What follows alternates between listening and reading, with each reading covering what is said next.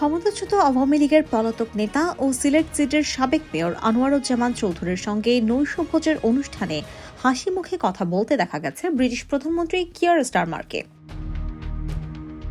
বিদায়ী বছরের ডিসেম্বরে গ্লাসগোর ক্রাউন প্লাজা হোটেলে লেবার পার্টির আয়োজনে নৈশভোজে যান আনোয়ারুজ্জামান। গত 5 আগস্ট শেখ হাসিনা সরকারের পতন হলে আনোয়ারুজ্জামান পালিয়ে যান। তার বিরুদ্ধে এরপর হত্যাসহ একাধিক মামলা হয়। প্রভাবশালী সংবাদ মাধ্যম দ্য ফাইন্যান্সিয়াল টাইমস প্রধানমন্ত্রী স্টারমারের সমালোচনা করে বলেছে, অর্থ আত্মসাৎ ও আন্দোলনকারীদের গুলি করে হত্যায় অভিযুক্ত হওয়া সত্ত্বেও বিতাড়িত আওয়ামী লীগ নেতার সঙ্গে দেখা করেছেন স্টারমার। গত জুলাই যুক্তরাজ্যের সাধারণ নির্বাচনে জয় পায় লেবার পার্টি। এতে তার পক্ষ হয়ে কাজ করে আওয়ামী লীগ। কিছু আসনে জয় পেতে ও বাংলাদেশি ব্রিটিশদের ভোট পেতে আওয়ামী লীগের সহযোগিতা তাদের কাজে লেগেছে।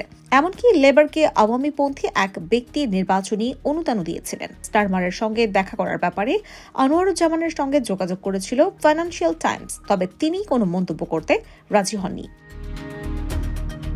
ইউনিভার্সিটি কলেজ লন্ডনের সহযোগী অধ্যাপক আশরাফ হক ফিনান্সিয়াল টাইমসকে বলেছেন, বাংলাদেশি ব্রিটিশদের ভোট পেতে আওয়ামী লীগকে ব্যবহার করার বিষয়ে লেবার পার্টিকে পরিবর্তন করতে হবে। যদিও লেবার পার্টি মনে করে এসব ভোট পেতে আওয়ামী লীগই তাদের জন্য সবচেয়ে ভালো বাহন, তবে তারা ভুল ধারণার মধ্যে আছে।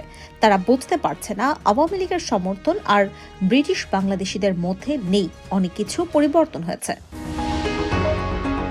IBTV USA news desk.